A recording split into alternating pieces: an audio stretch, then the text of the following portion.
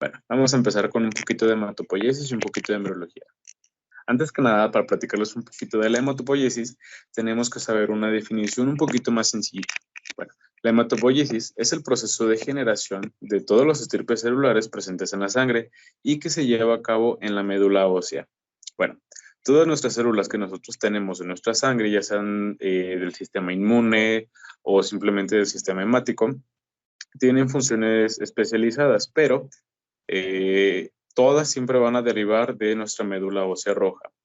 Desde que nosotros somos unos pequeños fetos, unos pequeños embriones, tenemos desarrollo del sistema sanguíneo en diferentes partes, claro. Ya hablando de huesos, sobre todo de los huesos largos, estamos hablando ya de la etapa postnatal, o sea, después de nacer, ya en una etapa de recién nacido, niño, adulto, adulto mayor. En todas las diferentes etapas de nuestra edad estamos constantemente procesando o produciendo células rojas y pues, células blancas, claro. Así como nosotros podemos ver en esta imagen, nosotros sabemos que tenemos dos tipos de médula en los huesos, médula ósea amarilla y médula ósea roja, de la cual la amarilla pues principalmente es grasa y la roja está compuesta de células sanguíneas. Así como nosotros podemos ver en la imagen, lo que tenemos aquí es un ejemplo de un hueso largo. Principalmente los procesos hematopoyéticos que nosotros tenemos se desarrollan en estos huesos. Dependiendo de la edad que nosotros tengamos, va variando un poco el tiempo y el desarrollo de células sanguíneas en cada uno de nuestros huesillos, pero principalmente la mayor parte de nuestra vida y la más importante siempre es en huesos largos. Como pueden ver, en nuestra médula ósea roja, nosotros más comúnmente tenemos la producción de eritrocitos que forma la mayor parte de la población de células sanguíneas y una de las partes es conformada por las células blancas, que son nuestras células de nuestro sistema inmune.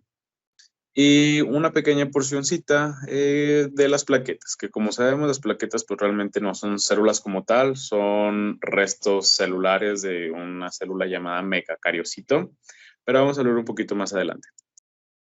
Muy bien, muchas gracias. Bueno, a continuación vamos a ver un poquito de las etapas de hematopoyéticas durante la embriología. Bueno, cuando nosotros somos pequeños embriones o ya unos fetitos, tenemos diferentes etapas en las cuales nuestras células sanguíneas, sobre todo los eritrocitos, se van formando en distintos lugares. Cuando somos pequeños seres humanos en desarrollo, no tenemos huesos totalmente desarrollados como ahorita los tenemos, claro. Principalmente cuando estamos en una etapa de crecimiento intrauterino, nuestros huesecitos están hechos de cartílago, o sea, no tienen la capacidad de formar células sanguíneas, pero tenemos distintos lugares en los cuales se nos van a desarrollar estas células sanguíneas. Bueno, la primera etapa que nosotros tenemos es aproximadamente la tercera semana de gestación, o sea, todavía es en la etapa embrionaria, donde las células sanguíneas las producimos en nuestro saco vitelino. Principalmente van a ser solamente eritrocitos. Posteriormente se han empezado a formar células blancas, pero los eritrocitos son de la parte más funcional en este desarrollo. Nuestra segunda etapa va a ser la fase hepática, en la cual aparecen centros de desarrollo hematopoyéticos dentro del hígado. Pero no crean que en cuanto en el saco vitelino deja de producir, inmediatamente el hígado empieza a producir. No, se llevan como unos procesos simultáneos. Ahorita les vamos a poner una imagen para que entiendan un poquito más. Nuestra etapa 3 o nuestra tercera etapa, que es la fase medular ósea, ahí ya empieza un inicio de hematopoiesis dentro de los huesos. En muchos de los huesos largos, parte de su proceso de maduración es la llegada de vasos sanguíneos nutricios. Esta llegada de vasos sanguíneos nutricios ayuda a que estos empiecen a madurar y estos vasitos sanguíneos dentro de los huesos forman islotitos, bueno, como pequeñas agrupaciones de células sanguíneas que promueven la producción de más y más y más células de la serie roja y de la serie blanca. Bueno, Aquí nosotros podemos ver una grafiquita de la hematopoiesis en la etapa prenatal y la postnatal. Durante la etapa de la gestación o prenatal lo vamos a ver graficado en meses, mientras que en la etapa postnatal lo vamos a ver por décadas. Si nosotros podemos ver aproximadamente en los 3 primeros meses de la etapa intrauterina, vemos que hay una mayor proporción de producción de células sanguíneas dentro del saco vitelino, que era nuestra etapa. Pero si se fijan, en la parte más inferior de esta pequeña curvatura del saco vitelino, vemos que en cuanto empieza a descender, empieza a aumentar la producción de células sanguíneas en el hígado. Y en el mismo tiempo que ocurre en el hígado, también ocurre una producción un poco más pequeña, pero también es significativa en el vaso. Aproximadamente de las 3 a las 7 semanas es cuando el hígado y el vaso tienen una mayor producción de estas células. Y nuestra tercera etapa, que es en la fase de la médula ósea, vemos cómo aproximadamente entre los 5 y los 6 meses, tanto el hígado como el vaso y la médula ósea están produciendo células sanguíneas simultáneamente. Claro, el vaso tiende a tener una reducción total de la producción de células sanguíneas porque la médula ósea está complementando esa producción de células sanguíneas. Y finalmente el hígado y el vaso dejan de producir y médula ósea tiene toda la producción de todos los estirpes celulares. Como podemos ver, ya después de nacer, por décadas tenemos que principalmente los huesos, que son centros hematopoyéticos o que tienen la producción de células sanguíneas, principalmente son huesos largos. Hasta los 20 años aproximadamente, la mayor proporción de células producidas es la tibia y el fémur. Después de los 20 años, hay un aumento de producción de células sanguíneas por parte de las costillas, que sí son huesos largos, pero tienen un centro más plano. También vemos que el esternón pues, no es un hueso largo, sino que es un hueso plano, pero también tiene una producción bastante, al igual que las vértebras, sabemos que son huesos irregulares, pero tienen una alta producción de células sanguíneas. Podemos ver cómo con el paso del tiempo se hace un poquito más bajo la producción de cada una de estas células. Bueno, vamos a hablar un poquito de la teoría monofilética de la hematopoiesis. Se dice que esa teoría habla de que todas nuestras células, todos los estirpes celulares que nosotros tenemos vienen derivados de una célula madre hematopoyética en común. Y vamos a ver una diferencia entre las células madres. Bueno, nuestras células madres nosotros tenemos tanto en la etapa embrionaria como en la etapa adulta, pero no todas las células madres son iguales, o sea, todas tienen sus características diferentes, unas de mayor rendimiento que otras, unas de mejor capacidades que otras. Bueno, pero tenemos que saber que una célula madre define su tipo de potencial, sus capacidades dependiendo de a cuántos estirpes celulares puede generar o a cuánto se puede diferenciar. Bueno, tenemos las primeras, que son las totipotenciales. Estas células madre totipotenciales pueden dar origen a todo un ser. No importa el estímulo que le den, puede diferenciarse en cualquier tipo de célula que se le llegue por estímulo. Si llega un estímulo para generar una célula de hígado, se forma de hígado. Si le llega un estímulo para generar una célula de un eritrocito, se forma un eritrocito. Si el estímulo llega y se forma un eosinófilo, se va a formar un eosinófilo, un osteocito, un condrocito. Se pueden generar todas las células. En las pluripotenciales, cuando nosotros somos un disco trilaminar en desarrollo, estas células pluripotenciales tienen la capacidad de generar células en una de las 3 capas germinativas del disco trilaminar, ya sean unas células del endodermo o del mesodermo o del ectodermo, que sabemos que todas las células de cada una de estas 3 capas van a diferenciarse en ciertos órganos. Principalmente, si nosotros tenemos células pluripotenciales del ectodermo, se va a diferenciar piel o sistema nervioso. Si tenemos de mesodermo, se van a diferenciar de músculo, tendones, ligamentos, huesos, sangre. y del ectodermo, pues algunas vísceras. Y de las células madres multipotenciales, vamos a tener que estas son las que tienen la capacidad de generar todos los tipos de células, pero de un mismo tejido. Sabemos que la sangre no es un fluido como tal, sino que es un tejido. Entonces, realmente, si nosotros nos damos cuenta y agrupamos la clasificación, vamos a saber que nuestras células madre de la sangre, de las sanguíneas, van a ser células madre multipotenciales de la etapa adulta. Esta célula madre hematopoyética tiene dos propiedades muy importantes. La primera es que se autorrenueva. ¿Qué pasa con esta autorrenovación de ella? Bueno, estas células tienen unos sistemas de protección en la cual no importa las veces que ésta se multiplique, se va a seguir conservando la célula con el material genético original. ¿Esto con qué fin? De que no se pierda el tronco primario para la división de las células derivadas.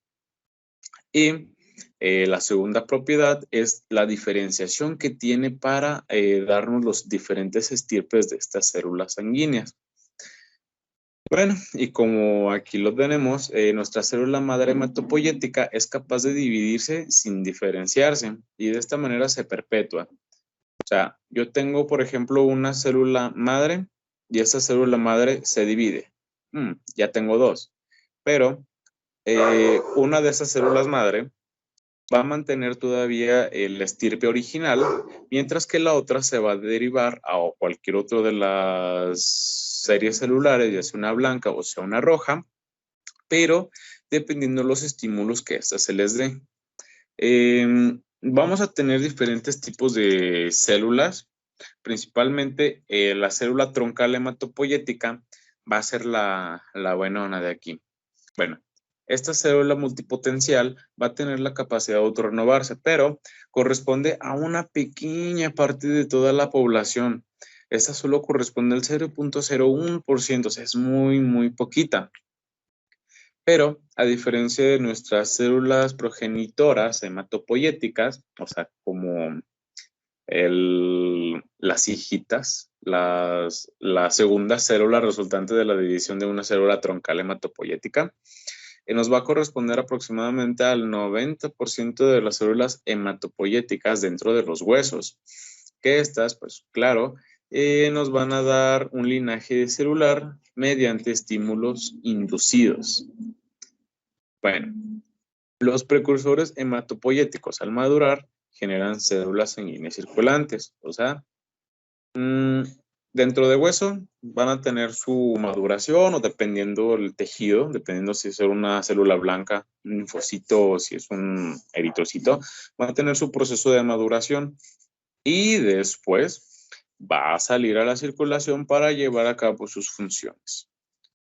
Entonces, si nosotros podemos ver en esta pequeña grafiquita que nosotros pudimos en este esquemita, principalmente desde arribita la coronita que nosotros tenemos es nuestra célula troncal hematopoyética, de la cual nos vamos a tener una división hacia una célula progenitora, en la cual nos va a dar o una serie linfoide o una serie mieloide.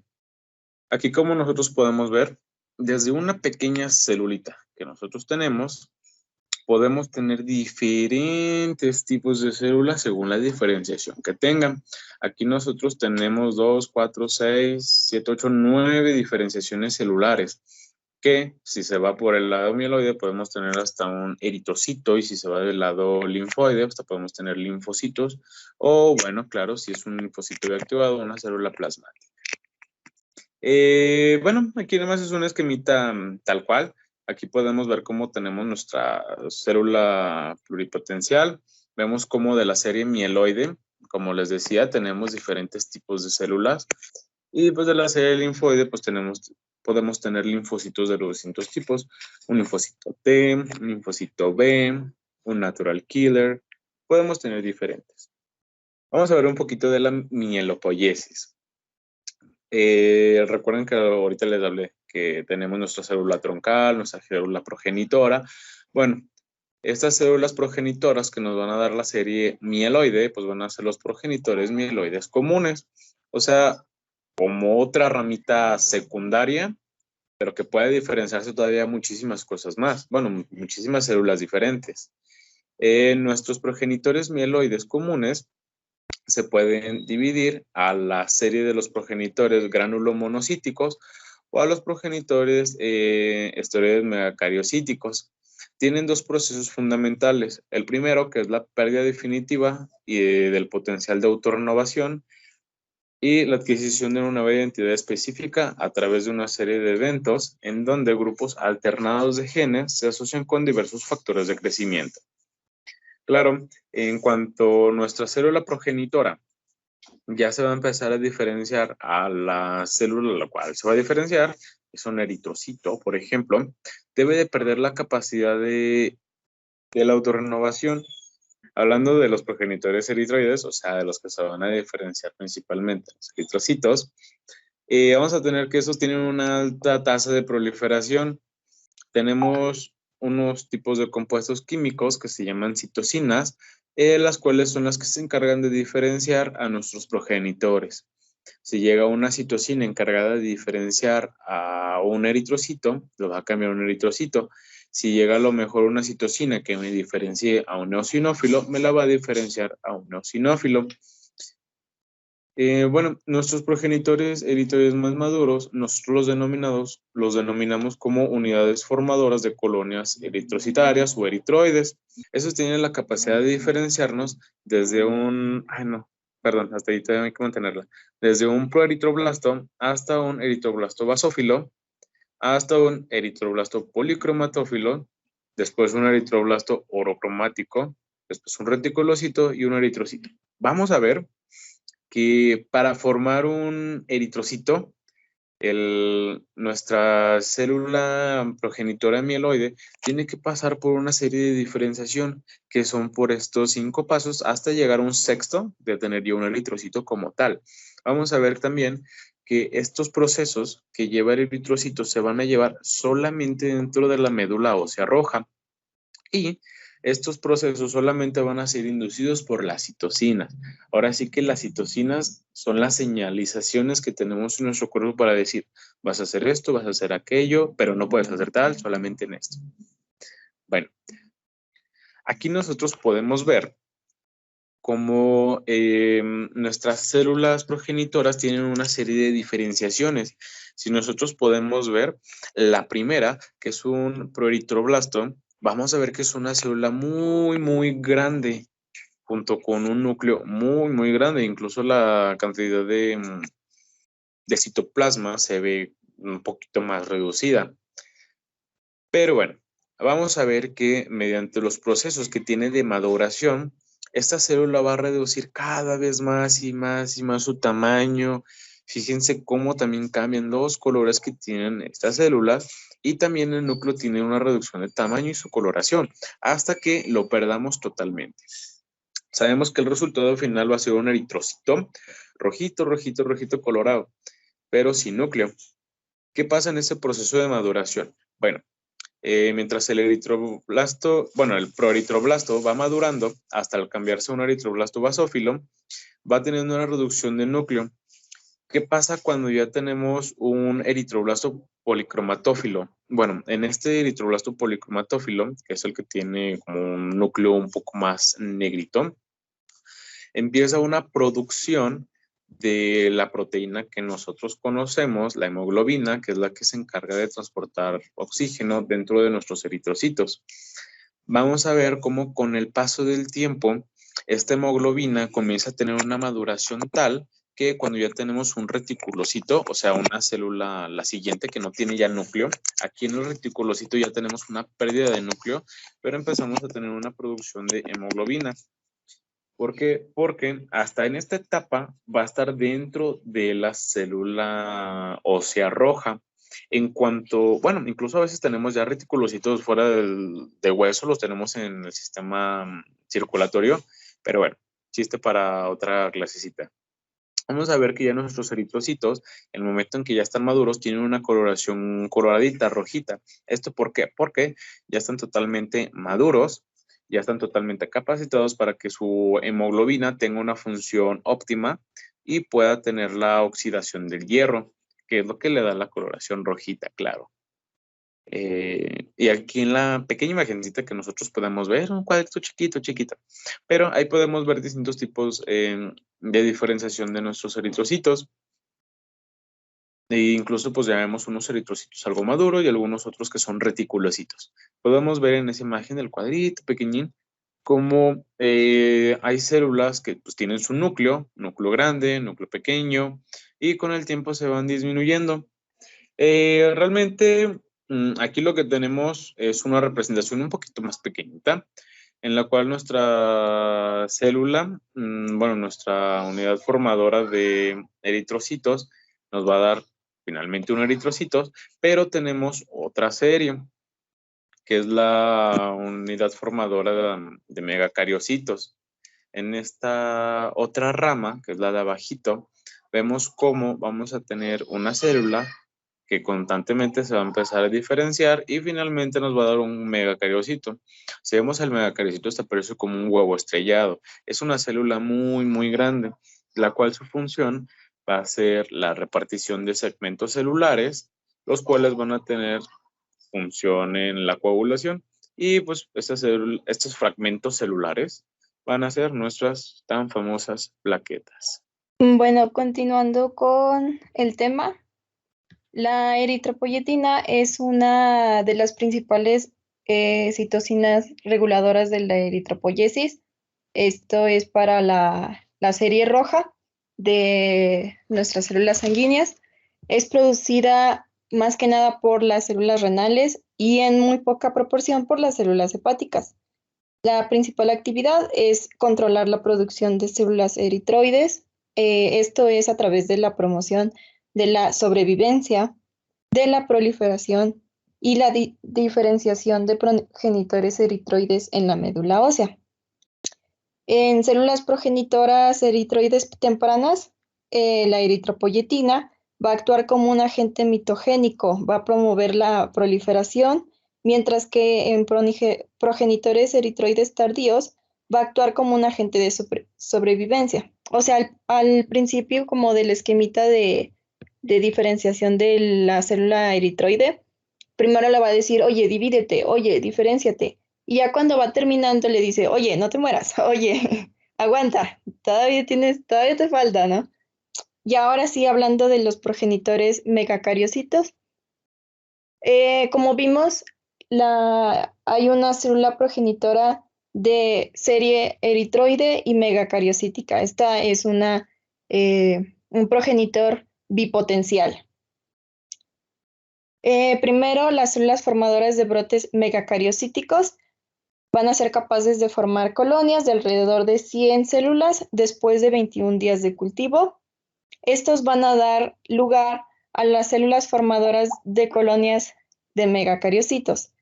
Van a representar los progenitores tardíos, van a ser capaces de formar pequeñas colonias después de 12 días. Estos, a lo largo de 5 o 7 días, van a tener diversas endomitosis, o sea, se va a replicar el ADN, los cromosomas, sin la división nuclear, sin la división como física de la célula.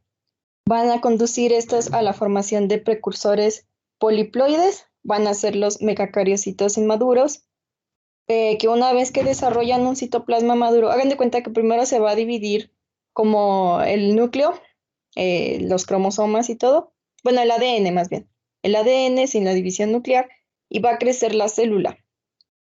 Va a ser megacariocito inmaduro, luego va a madurar y ya creció esta célula y luego se va a dividir como el citoplasma, como bien dijo mi compañero, va a ser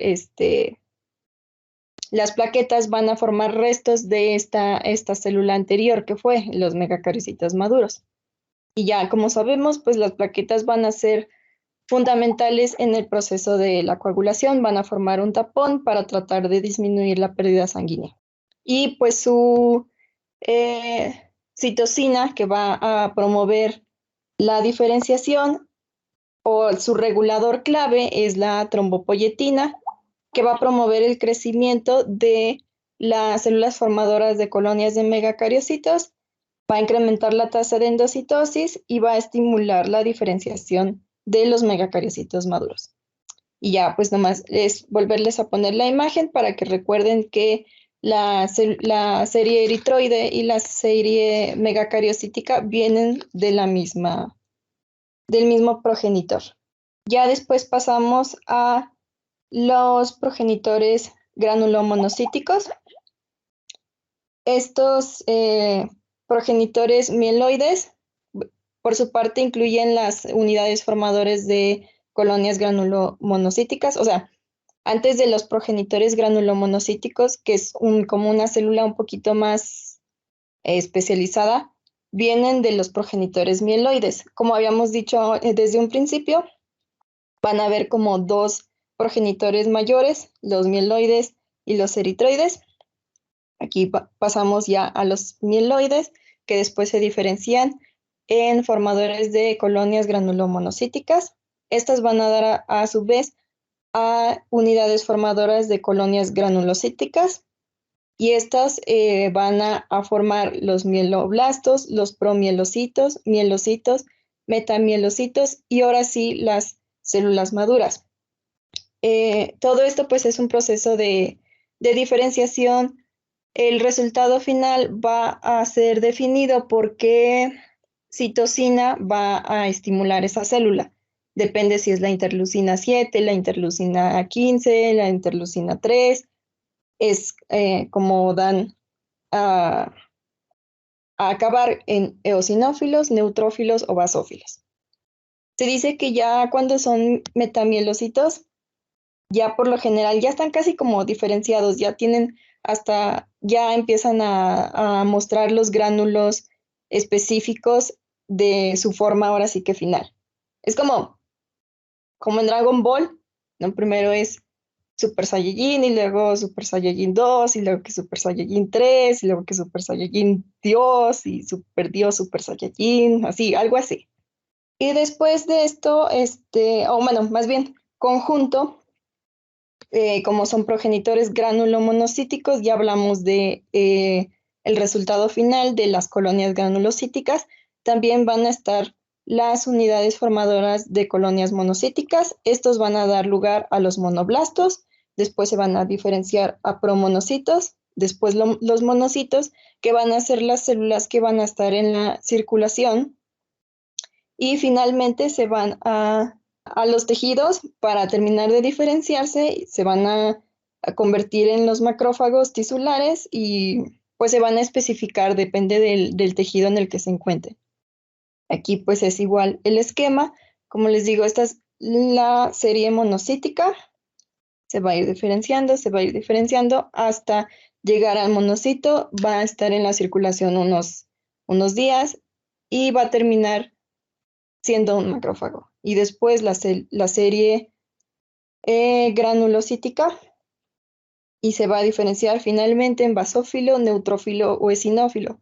Es también importante hacer hincapié en que, ¿cómo se dice? No se va, como la médula ósea es, digamos que bastante inteligente, va a formar las células y ya cuando maduran las deja ir a una parte, o sea, dice, órale, vete a la circulación y haz tu chamba, pero va a dejar una parte en la médula ósea como reserva, tanto para cuando esas células terminen como su ciclo de vida o si se necesita, si por ejemplo tenemos una infección, va a mandar órale, a las células necesarias para combatir esta infección, o empezamos a tener una hemorragia, va a mandar a las células necesarias para tratar de suplir las necesidades que vamos a ir presentando.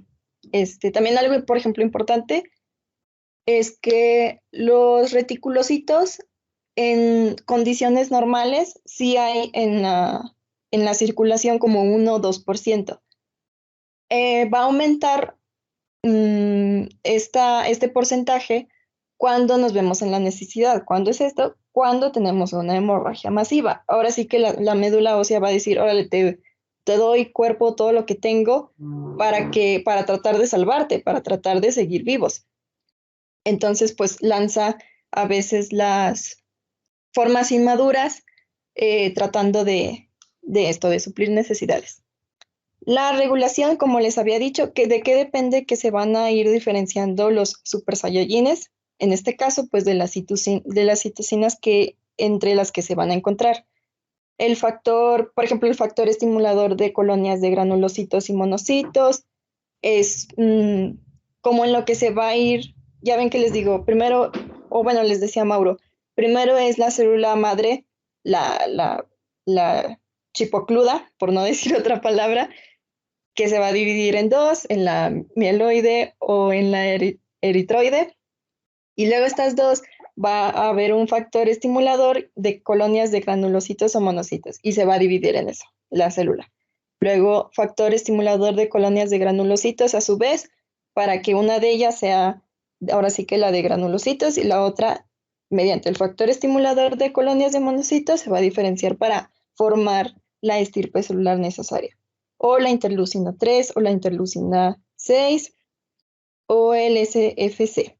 Son capaces de inducir la sobrevivencia y la proliferación de las células progenitoras hematopoyéticas. Esto para conducirla hacia linajes específicos, dependiendo de la combinación de factores empleados, dependiendo de qué citocinas hay, es como se van a ir diferenciando. El SCF tiene un efecto más específico para la diferenciación del linaje granulocítico, además induce la diferenciación e incrementa la funcionalidad de las células maduras. La inhibición, al igual que se promueve la diferenciación, también se inhibe, o sea, como que al mismo tiempo dices, yo quiero que tú te conviertas en esta célula, pero no en esta, entonces le das factores que promuevan lo que tú quieres, pero vas a darle factores que van a inhibir todo lo demás. Esto, las citocinas inhibitorias van a ser el factor de necrosis tumoral alfa, el beta, también el interferón, la proteína inflamatoria de macrófagos, entre otras. Estas moléculas van a ser capaces de disminuir los niveles de células troncales y progenitoras hematopoyéticas mediante la inhibición de su proliferación. Puede ocurrir de manera directa por inducir la disminución de expresión de receptores de células estimuladoras. O sea, ¿cómo va a inhibir? La citocina va a hacer que la célula, ya sea que no exprese receptores para otras citocinas estimuladoras, para que no las reciba, pues, y no se estimule para hacer otra cosa que lo que debería de ser. Después pasamos a otra parte importante de la hematopoiesis, siendo esta la linfopoiesis, la diferenciación de la estirpe celular linfocítica. Esta es la producción de células del linaje linfoide, como los linfocitos B, los linfocitos T, los natural killer y algunas células dendríticas.